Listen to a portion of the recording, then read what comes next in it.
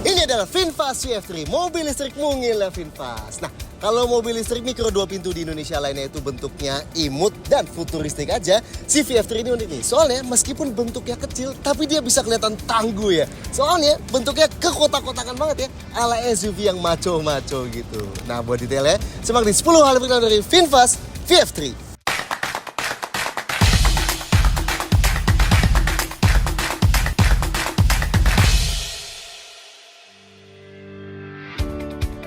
Satu, varian dan harga. Oke, mungkin sampai sekarang masih ada yang belum tahu juga VinFast itu brand apa sih. Jadi, VinFast ini adalah brand dari Vietnam ya. Masuk Indonesianya udah dari tahun 2024 kemarin. Dan meskipun semua line up VinFast di Indonesia sampai saat ini masih diimpor tuh dari Vietnam, tapi VinFast lagi bangun pabrik raksasa di Subang yang diekspektasikan bakal bisa mulai produksi lokal di akhir 2025 ini ya. Nah, line up VinFast di Indonesia sekarang ada 5. Dari paling besar ada VF7, VF6, VF-e34, VF5, dan yang kita bakal review ini VF3. Oke, jadi VinFast VF3 ini tersedia dalam satu varian, tapi 2 pilihan pembelian ya.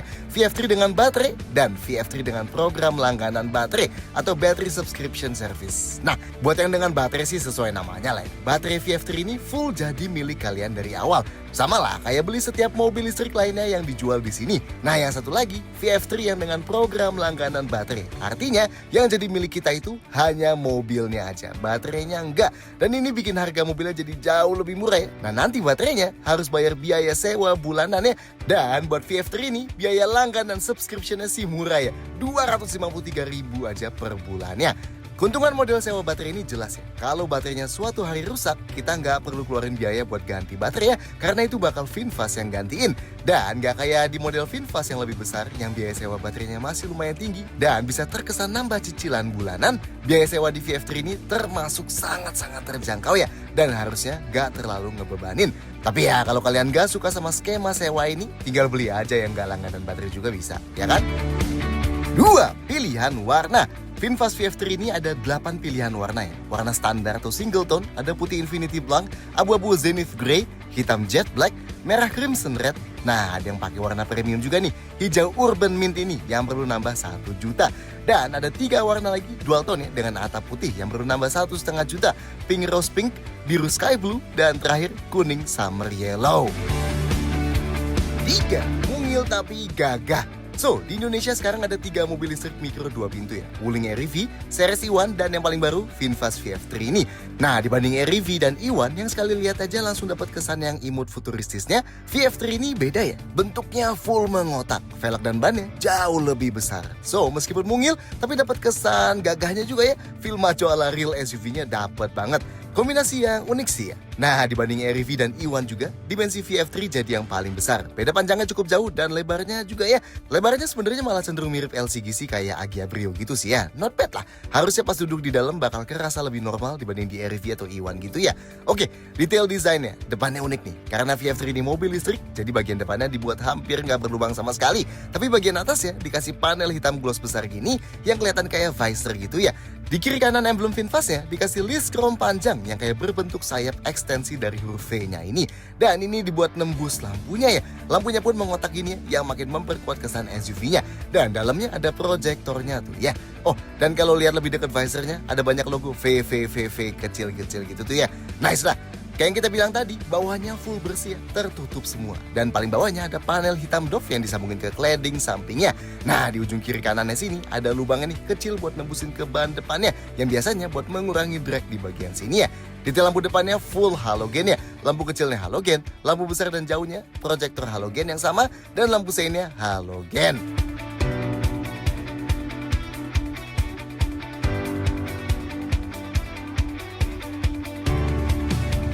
Sampingnya, nah ini nih bagian yang menurut kita paling unik. Bentuk SUV-nya kelihatan banget di sini ya. Tapi pintunya di tiap sisi cuma ada 1 dan kelihatan mobilnya compact banget. Bahkan masih jauh lebih compact dibanding Jimny gitu misalnya. Jadi ninggalin kesan yang beda banget ya. Nah, dibanding REV atau Iwan yang kap depannya dibuat pendek banget, di VF3 ini termasuk panjang dan pilarannya pun dibuat tegak banget. SUV banget ya bentuknya. Spionnya juga full manual emang, tapi bentuknya full mengotak, jadi nggak kelihatan kayak out of place gitu ya. Bagian bawahnya full ada cladding plastik hitam doff, dan kita suka nih yang di bagian fender depan dan belakang tebal banget ya, jadi kayak over fender banget gitu. Nice ya. Velgnya kalau REV dan series Iwan cuma 12 inci, VF3 ini 16 inci. Beuh, ini nih yang ngelengkapin looks gagahnya ya dari samping. Modelnya kaleng yang tengahnya dikasih cover gini biar nggak polos-polos banget. Dan bannya pun cukup tebal ya, 175/75 R16. Oke lah buat mobil sekecil gini ya. Lanjut, bentuk jendelanya pun dibuat unik. Bagian paling belakangnya dibuat menyempit banget gini. Dan karena pilarannya dihitami juga, jadi yang atapnya dual tone gini bener-bener kelihatan kayak floating roof ya. Oke lah. Oh, dan handle pintunya dibuat warna hitam gloss gini. Belakangnya tegak banget nih ya, beneran kayak SUV banget meskipun mungil gini. Kayak depannya ada panel hitam gloss besar yang jadi housing lampunya. Nah, lampunya dia dibagi beberapa bilah gini ya. Dan di samping emblem VinFast-nya juga dikasih list chrome bentuk V panjang kayak depannya ya, yang sampai nembus ke lampunya juga. Bahkan bentuk bumper hitam doff di paling bawahnya pun dibuat mirip sama depannya ya, dengan panel di ujung kiri kanannya yang mirip itu. Oke lah. Gak ada wiper belakangnya, dan ada antena rear view yang dikasih warna hitam gloss gini.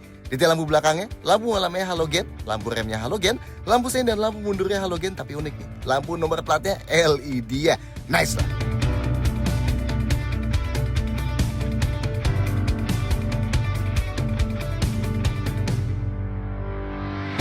Interior sederhana. Karena emang positioning VF3 ini jadi line up paling basic ya VinFast, jadi interiornya nggak ada bahan empuk-empukan atau lapis kulit itulah ya, jelas. Tapi yang kita suka, bentuk dashboardnya nggak polosan aja ya, banyak banget lekukannya gini, dari paling atasnya, tengahnya, dan bawahnya.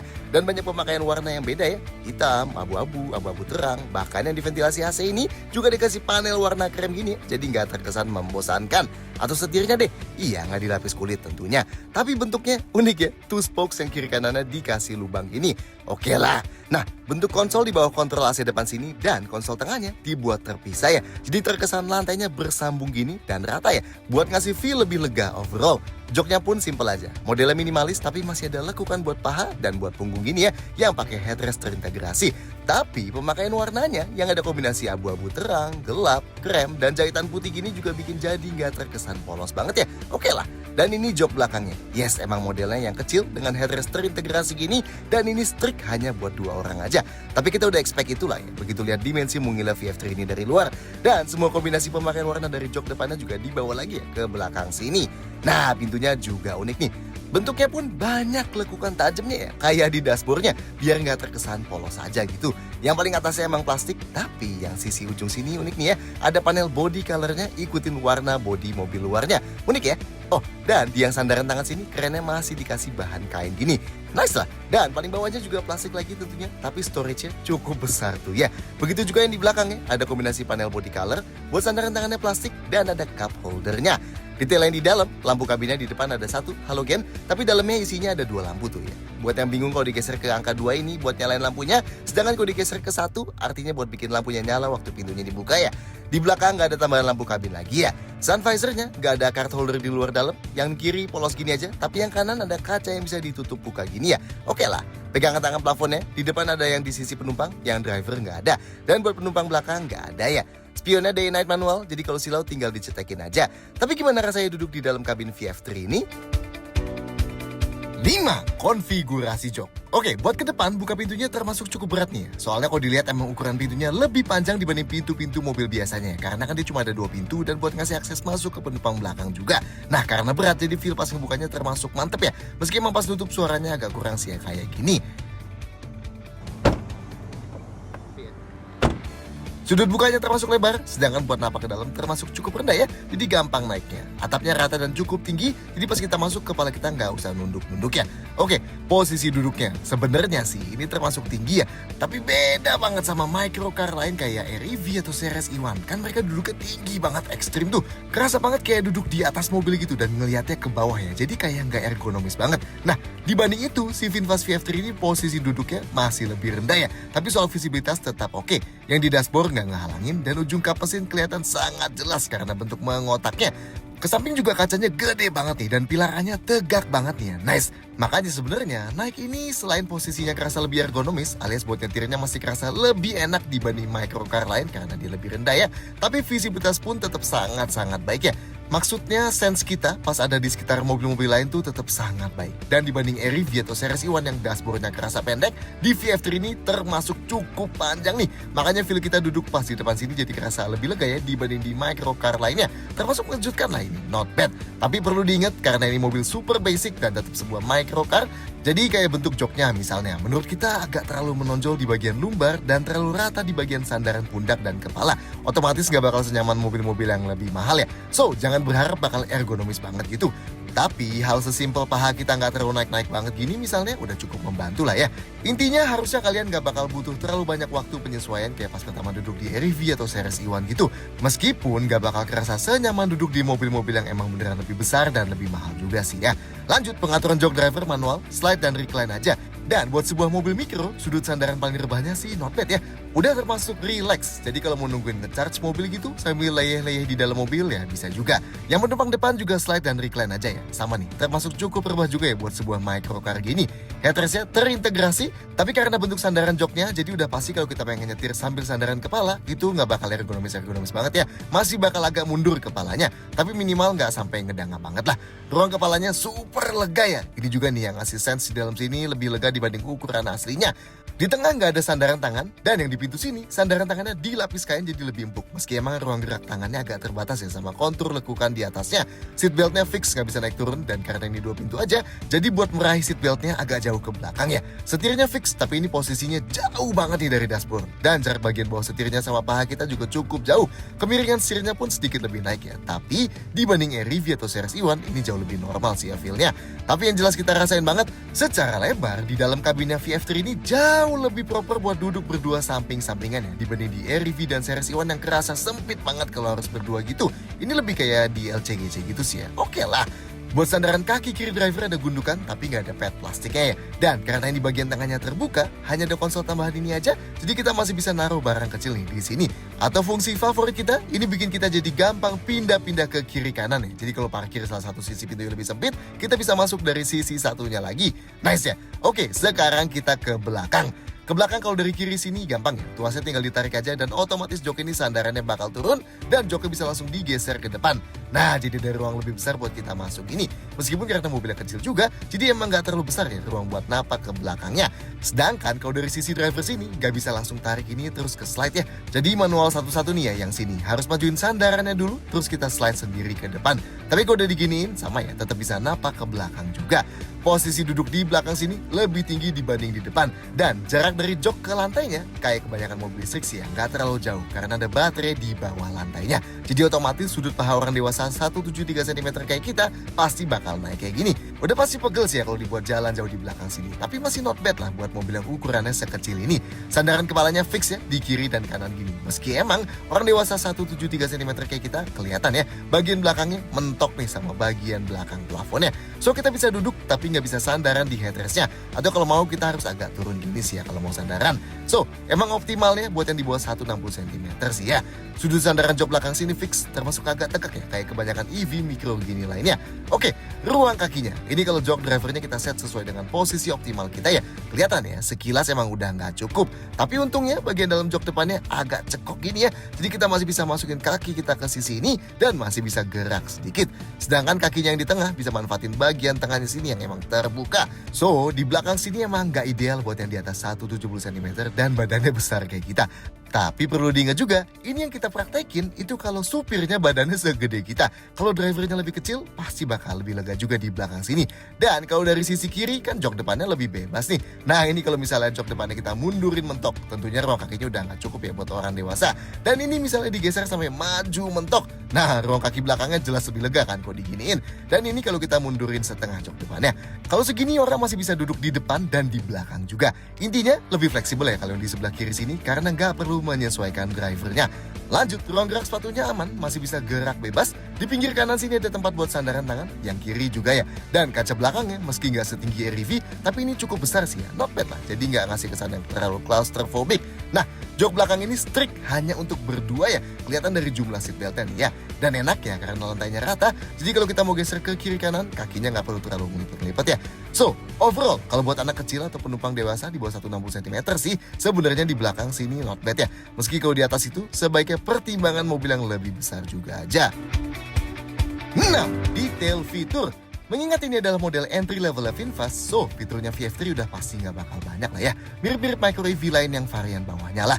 Paling unik, VF3 ini nggak ada instrumen cluster. Adanya head unit aja dengan layar 10 inci ini di tengah sini, yang termasuk besar sih ya buat mobil sekecil ini.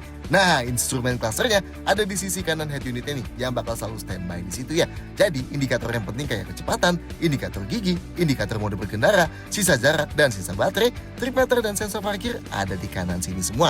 Dan dari head unitnya kita bisa ganti ya, yang trip A ini jadi odometer total, atau jadi trip A tadi yang infonya bisa kita reset sendiri. Oke, detail head unitnya. Jadi di bagian tengah sini dia ada beberapa widget ya yang bisa nampilin media, info teleponi, tampilan cuaca, atau bisa kita atur-atur sendiri sih ya bagian ini. Di atas kiri sini kita bisa ganti profil, dan kalau kita swipe down dari atas, nah dia ada quick control dan notifikasi nih. Bisa atur brightness layar, mati nyalain wifi, koneksi HP, ganti mode berkendara, masuk ke camp mode yang fungsinya buat tetap pakai kelistrikan mobil ketika mobilnya statis buat waktu yang lama. Dan ada alert center ini. Dan sebenarnya ini juga bisa terkoneksi internet ya via eSIM. Dan kita bisa pantau dan kontrol beberapa fungsinya dari aplikasi VinFast di HP kita. Meski kita belum bisa praktekin juga karena kita nggak dapat aksesnya ya. Menunya, media yang bisa diputar ada dari radio, Bluetooth, dan bisa dari USB. Ada menu teleponnya yang bisa kita pakai kalau sambungin HP kita via Bluetooth. Ada web browser buat browsing internet kalau ini udah nyambung sama internet. Ada Android Auto yang artinya kita bisa sambungin HP Android kita pakai kabel. Dan nanti bakal muncul tampilan yang lebih familiar sama HP kita gini ya. Dan kita bisa pakai beberapa aplikasi kayak Google Maps, YouTube Music, Spotify, dan lain-lain. Nah sebenarnya di versi VF3 yang udah diupdate ada Apple CarPlay juga ya. Meski emang di unit yang kita videoin ini belum ada. Lanjut, menu EV ini buat ngasih lihat detail persen baterai, sisa jarak berkendara, dan temperatur. Dan di settingsnya kita bisa set charge baterai maksimal sampai berapa persen, dan set pengingat buat muncul kalau baterai kita udah sampai persentase tertentu. Menu service buat pengingat service tadi. Settingsnya dari device settings buat atur koneksi ke HP kita, Wi-Fi settings buat sambungan head unit ini ke internet, sound settings buat atur segala persuaraan termasuk equalizer ya, display settings buat ganti tema tampilan head unitnya, ada light theme gini, VinFast theme gini, dan minimal theme gini. Bisa ganti wallpaper juga ya. General settings buat lihat hal yang lebih basic termasuk atur eSIM-nya tadi. Dan software update ini buat update software head unitnya langsung dari sini. Terakhir, menu vehicle and drive. Ini lebih ke settings mobilnya ya. Car mode ada buat ganti mode berkendara. Atur grip mode buat set mobilnya kalau lepas pedal remnya langsung jalan atau enggak. Tow mode buat di towing. Dan traction mode buat mati nyalain traction control. Parking and camera ini buat mati nyalain suara sensor parkir. Driving assistance ada buat pengingat kalau kita tembus kecepatan tertentu. Security and locking ada buat atur alarm anti theft. Terus ada buat atur feedback kalau kita klik tombol di remote-nya, lampunya aja yang bakal berkedip atau ada suara klaksonnya juga. Auto lock yang otomatis kunci mobil aktif di kecepatan berapa. Auto unlock yang bakal otomatis buka kunci kalau kita masuk gigi P. Dan bisa aktifin GPS monitoring yang bakal ngecek lokasi mobil kita ketika udah mati. Dan bakal aktifin alarm ketika terdeteksi mobilnya dipindahkan. Fitur ini bakal otomatis mati lagi pas mobilnya dimatiin ya. Driver information nunjukin trip meter, kecepatan rata-rata, dan konsumsi energi rata-rata. Lights and wipers, ini buat aktifin wiper service mode yang bikin wiper depannya naik supaya bisa kita angkat ya. Dan terakhir ada owner's manual langsung di head unitnya sini ya. Oh, dan speakernya VF3 ini ada 2 ya. Lanjut, lampunya manual, tapi unik nih, tuasnya terintegrasi dengan tuas wipernya, termasuk buat lampu sein dan lampu jauh juga dari sini ya. Dan wipernya ada 2 level intermittent dan ada 2 level konstan. Tapi sama kayak setiap micro EV lainnya, emang gak ada wiper belakang ya. Sedangkan tuas yang di kanan setir ini adalah tuas transmisi. Lanjut, input device di VF3 ini hanya ada 1 USB port Type-C aja ya di depan sini. Kuncinya, nah kita dapat 2 kunci nih. Yang satu kayak gini, ada tombol lock dan unlock, dan di dalamnya ada anak kunci manualnya. Dan satu lagi, remote yang kayak gini nih, gak ada tombolnya sama sekali. Fungsinya apa? Nanti kita kasih tahu ya. Tentunya ini gak ada passive keyless entry, adanya keyless entry biasa aja. Jadi kalau mau buka kuncinya harus klik tombol yang ada di remote ya. Begitu juga buat kunci lagi. Nah, nyalain mobilnya gimana? Gak usah klik apa-apa. Cukup buka kuncinya tadi, dan begitu ada pintu yang kebuka, sistemnya udah langsung nyala atau masuk mode ACC. Nah, tapi kita nggak bisa langsung jalan nih. Kalau kita injek rem dan coba masukin gigi, ada tulisannya key fob not detected, alias kuncinya nggak terdeteksi. Loh, Terus harus gimana? Nah, di tengah sini ada lubang kecil tuh ya, yang ternyata adalah buat masukin si remote kunci ini ya. Jadi kita masukin aja remote-nya ke situ. Dan baru deh, pas kita injek pedal rem, mobilnya bisa dijalanin. Dan ini nggak bisa cuma kita masukin sekali doang, terus dicabut dan bakal kedeteksi terus ya. Misalnya kita habis masukin, terus kita cabut lagi, kita buka pintunya dan tutup lagi. Nanti bakal muncul peringatan kunci nggak terdeteksi tadi, dan mobilnya nggak bisa jalan. Nah, ini nih fungsi si remote yang satu lagi yang gak ada tombolnya sama sekali tadi. Jadi kita sebenarnya bisa ya ninggalin remote yang gak bertombol ini buat ada di dalam lubang kunci ini terus-terusan. Fungsinya, jadi begitu kita buka kuncinya dan masuk ke mobil, mobilnya bakal langsung selalu udah nyala dan bakal siap jalan tanpa kita perlu masukin remote yang kita pakai buat buka tutup kuncinya. Jadi lebih praktis ya. Dan kalau kita masukin remote yang tanpa tombol tadi, kita juga bisa keluar mobil dan kunci mobilnya tanpa perlu cabut remote yang di tengah tadi dulu. Nah, meskipun sebenarnya kalau si remote cadangannya kita tinggalin di tengah sini terus, itu jadi lebih beresiko ya. Seandainya nih, misalnya mobilnya kita kunci dan dibobol gitu ya. Begitu pintunya dibuka dari dalam, si alarmnya nggak bakal bunyi ya. Dan mobilnya bisa langsung jalan juga. So, meskipun praktis ninggalin remote yang satu lagi nih di tengah terus-terusan, tapi perlu diingat resiko yang satu ini kalau pengen jadi lebih praktis ya. Kalau mau matiin mobilnya gimana? Tinggal keluar mobil aja dan kunci mobilnya aja ya. Oh, dan remote ini juga punya fungsi Find My Car. Jadi kalau kita klik dan tahan tombol locknya, dia bakal nyalain hazard dan alarm mobilnya supaya kita bisa cari mobilnya di parkiran gitu misalnya ya. Lanjut, di setir sebelah kiri nggak ada apa-apa ya. Sedangkan di sebelah kanan ada tombol voice command yang bisa kita pakai. Misalnya kita lagi sambungin ke Apple CarPlay gitu ya. Rem parkirnya elektrik, tapi ini terintegrasi sama tuas transmisinya. Jadi kalau kita keluar dari P, dia bakal mati. Dan kalau kita masuk P lagi, dia bakal aktif lagi secara otomatis. Kita bisa sih matiin manual rem parkir elektriknya pakai tow mode di head unitnya sini. Misalnya kalau mau di towing ya, tapi ini nggak bisa kita pakai buat parkir paralel. Buat buka tutup jendela bukan di pintu ya, tapi ada di tengah sini. Tuh, yang kanan buat buka jendela kanan dan yang kiri buat buka jendela kiri. Dan ini tanpa fitur auto down atau auto up ya. Kalau cari tombol central lock ada di tengah sini juga. AC-nya manual, buat aturnya masih ada knob fisikal kayak gini, tapi cukup oke nih ada buat atur arah semburan ke kaki atau ke atas juga, yang artinya ada fungsi defrost kaca depan juga ya. So, nggak terlalu banyak emang fiturnya, tapi gimana? Menurut kalian cukup nggak yang basic-basic ini? Oh, dan buat atur spionnya full manual ya. Bisa ke atas, bawah, kiri, kanan, tapi pastiin dulu udah ketemu posisi spion yang pas ya sebelum mulai nyetir. 7. Detail safety. Sama kayak kebanyakan mobil listrik mikro varian bawah, fitur keselamatan VF3 ini juga termasuk basic ya. So jangan berharap ada fitur sejenis ADAS gitu ya. Misalnya airbagnya ada satu di sisi driver aja ya. Remnya, rem depannya cakram dan rem belakangnya tromol. Dan sistem rem ABS dan EBD lengkap ya. Ada traction control juga buat menjaga traksi bannya. Ini bisa dinonaktifin dari settings head unit yang bagian traction mode ini ya. Dan ada hill start assist control yang bisa nahan remnya beberapa detik pas kita berhenti di tanjakan waktu kaki kita mau pindah dari pedal rem ke pedal gas biar mobilnya nggak pakai merosot dulu ya. Sensor parkir ada 2 titik di belakang yang terintegrasi dan ini ada indikatornya di head unitnya juga ya, dan bisa dimatiin nyalain dari head unitnya juga.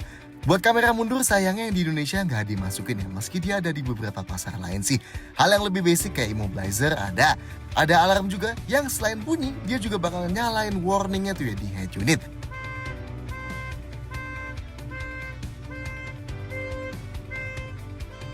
Dan ada pengingat seatbelt depan juga di head unitnya sini. Tapi emang jok belakangnya belum dapat dudukan ISOFIX yang buat child seat. Jadi kalau mau pasang jok bayi, mesti pakai metode seatbelt standar. 8. Bagasi dan storage. Oke, meskipun di remote VF3 ini nggak ada tombol khusus buat buka pintu bagasinya doang, tapi aslinya fungsi itu ada ya. Caranya kita klik dan tahan tombol unlock yang di remote ini, dan pintu bagasinya bakal kejetek tuh ya. Nice ya, tapi fungsi ini hanya bisa dipakai kalau mobilnya udah kita unlock dulu. Kalau belum di-unlock dulu, nanti setelah kita eject bagasinya dan kita angkat, dia bakal kayak gini. Dan head unitnya juga nunjukin peringatan ini ya. So ingat, kalau pakai fungsi eject bagasi ini tetap harus pas kunci mobilnya udah kebuka ya. Lanjut, kalau mau buka pintu bagasinya kayak biasa, bisa klik aja satu-satunya tombol di bawah emblem V ini dan bagasinya kebuka. Oke, ini bagasinya VF3 kalau semua jok lagi dipakai. Emang kecil sih ya.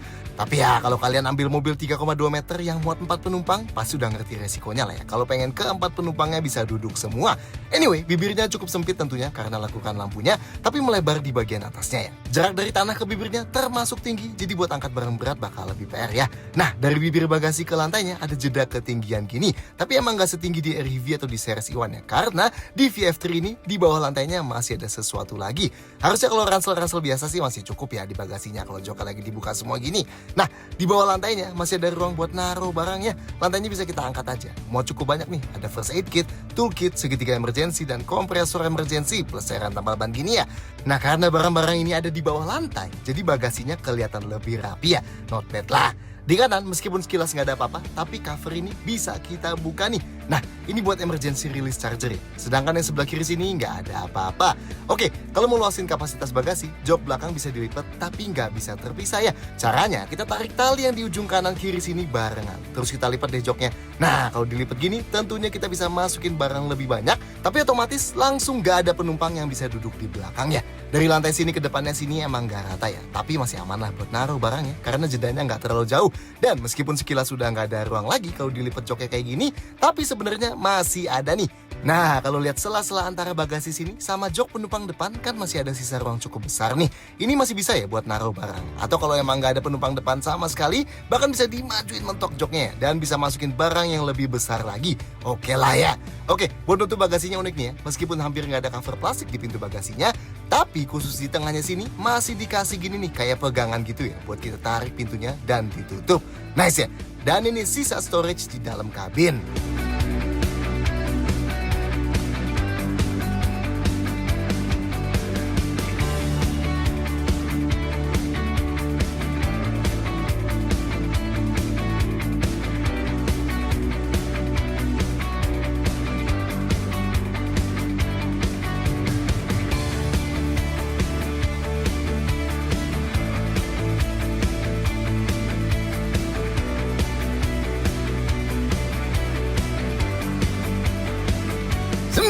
Motor dan baterai. VinFast VF3 ini mobil listrik ya, atau BEV. Nah, yang unik dan kebanyakan orang nggak tahu adalah kap depan ini nggak bisa dibuka kayak biasa. Cara bukanya, kita perlu buka karet yang ada di dekat wiper sini, yang di pinggir kanan dan yang di pinggir kiri juga. Tuh, kelihatan ada mur kan? Nah, kita pakai kunci 13 mm, kita buka murnya yang ada di kedua sisinya. Kalau udah, keluarin bautnya, dan baru deh kalau udah, kap depan ini bisa ditarik dan kita angkat. Tada, kelihatan isinya. Dan gak banyak ya, cuma ada aki, kompresor, kotak sekring, dan beberapa komponen minor lainnya. Nah ini karena modul motor listrik VF3 ini ada di belakang, karena dia adalah penggerak roda belakang. Wih, nice ya. Tapi kita lanjutin nanti soal itu. Balik lagi, tutupnya pun sama caranya ya. Taruh kapnya di atasnya dan kita dorong, terus masukin lagi baut dan mur tadi. Dan jangan lupa karetnya ditutup kalau udah. Nah, kalau buka kap depan ini kelihatan ribet, tenang. Kalau cuma mau ngelakuin hal simpel kayak misalnya isi air wiper gitu, VinFast sudah nyediain cover kecil ini di deket wipernya. Tinggal buka doang di sini, nggak usah buka-buka kap depannya tadi segala ya. Oke, motor listriknya. VF3 pakai motor bertenaga 40 HP dan torsinya 110 Nm. Angka yang mirip banget kayak yang dipakai di Wuling REV dan sedikit lebih tinggi dibanding spek motornya series E1. Kita sempat coba buat tes akselerasi 0-50 km/jam. VinFast klaim butuh 5,3 detik. Dari pengetesan kita 4,9 detik aja ya. Dan 0-100 km/jam klaimnya VinFast butuh 19 detik. Dari pengetesan kita 17,6 detik. So not bad lah ya buat micro EV gini. Oh, dan kecepatan maksimalnya mentok di 104 km/jam ya. Transmisinya tentu direct dengan reduction gear yang kontrolnya pakai tuas di ujung kanan sini ya. Operasin tuasnya harus sambil injak pedal rem, dan setiap pergantian gigi bakal dikasih lihat di pinggir head unit sini ya. Buat maju masukin ke D, dorong ke bawah yang jauh. Buat mundur ke atasin yang jauh. Kalau mau ke N dari R tinggal ke bawahin sedikit aja, dan kalau udah mau berhenti tinggal klik P aja yang di pinggir. Ada dua mode berkendara yang bisa kita pilih dari head unitnya dengan klik tombol di bawah kanan sini. Pilihannya ada Eco dan Normal ya, yang bakal dikasih tunjuk di indikator kanan head unitnya. Ada Creep mode juga, ini kalau di set ke off, pas giginya udah masuk ke D, kita perlu injak pedal gasnya buat bikin mobil bisa jalan ya. Sedangkan kalau di set ke on, itu cukup lepas pedal remnya aja dan mobil udah bakal merangkak jalan perlahan kayak mobil Matic pada umumnya. Tentunya dari regenerative braking, alias kalau kita lepas pedal gasnya, motornya bakal berkebalikan fungsi jadi generator dan bakal memelankan mobil sekaligus perlahan ngecharge baterainya. Yang ditunjukin dari indikator di atas angka speedometernya nunjukin ke arah kiri ya. Kalau ke arah kanan artinya motornya lagi berakselerasi alias energi baterainya dipakai. Baterainya ada di bawah mobil. Jenisnya LFP atau lithium iron phosphate, kapasitasnya 18,6 kWh. Dan sekali charge penuh, klaimnya bisa nempuh jarak hingga 215 km dengan metode pengetesan NEDC. So, sesuai ukuran mobil juga lah ya, emang cocoknya buat city commuter banget, bukan long trip hauler kayak mobil listrik yang lebih besar gitu. Buat charge-nya ada di kanan belakang sini. Nah ini juga unik nih, jadi meskipun dia ada port AC charger berjenis Type 2 ini, tapi VF3 gak kompatibel sama AC charging ya, karena dia nggak ada onboard chargernya, alias komponen yang pakai buat AC charging. Hanya ada DC to DC converter aja buat langsung pakai DC charger. Nah, yang bisa jadinya hanya DC charging aja ya. Portnya CCS2. VinFast nggak bilang sih ini bisa nerima daya sampai berapa kilowatt, tapi diklaim bisa charge dari 10-70% dalam 36 menit. Nah, pasti pada bingung, kalau nggak bisa AC charging, buat nge-charge di rumah gimana tuh? Kan biasanya portable charger atau wall charger rumahan berupa AC charger. Nah, yang unik, VinFast ngasih portable charger kayak gini yang bisa kita pasang di rumah. Dan ini berupa DC charger ya. Tuh, lihat ujungnya. Yes, makanya bondolnya kelihatan lebih gede dibanding portable charger biasanya. Jadi buat charge di rumah atau kalau lagi pergi-pergi, kita bisa bawa-bawa si chargernya ini dan dia bisa nge-charge hingga daya 3 kW. So, bakal butuh sekitar 6-7 jam lah ya buat penuhin baterainya kalau dari habis. Seandainya pakai charger portable yang didapat ini. Oh, dan seandainya misalnya chargeran yang kalian pakai sampai stuck gitu ya, nyangkut karena suatu alasan tertentu, dan kita nggak bisa pakai fitur stop charging dari head unit ini misalnya, kita bisa paksa berhentiin dan buka chargernya nih. Caranya, bisa buka dari bagasi sini, cek sebelah kanannya, dan kita buka nih cover yang ini, dan cari tali yang kecil ini nih. Nah, tinggal tarik aja, dan nanti chargerannya bakal bisa dibuka ya. Oke, sayangnya kita nggak sempat bawa VF3 ini buat waktu yang cukup lama buat ngasih driving impression kita yang detail. Itu nanti tunggu di review lengkapnya aja lah ya. Tapi beberapa poin yang unik, radius putarnya VF3 ini hanya 4,5 meter ya. Jadi bakal sangat memudahkan putar balik atau bermanuver di jalan yang sempit gitu. Dan ground clearance-nya 175 mm, cukup lebih tinggi dibanding micro EV lainnya. So, bentuk ala SUV-nya ini juga bakal bikin dia sedikit lebih aman buat lewatin jalan-jalan yang lebih jelek dan lubang-lubang yang besar gitu ya. 10 detail-detail lain. Meskipun unit yang kita video ini dulu masih diimpor tuh dari Vietnam, tapi semua VF3 mulai Desember 2025 udah dirakit lokal ya di pabrik barunya VinFast di Indonesia. Garansinya, VF3 dapat garansi kendaraan atau garansi umum selama 7 tahun atau 160.000 km. Dan buat baterainya, khusus yang VF3 dengan baterai dapat garansi 8 tahun tanpa batasan kilometer ya. Sedangkan VF3 yang dengan program langganan baterai, garansi baterainya seumur hidup ya. Dan bakal diganti ketika kapasitas baterainya udah turun ke bawah 70%. Buat program biaya servis, jasa, dan spare parts, belum ada info dari VinFast ya. Kalau udah ada, nanti kita update ya di kolom komentar. So, menurut kalian soal VinFast VF3 ini, silahkan sampaikan komentar kalian di bawah. Klik like dan jangan lupa subscribe ke channel untuk kamu bisa video-video kayak gini lainnya. See you next time.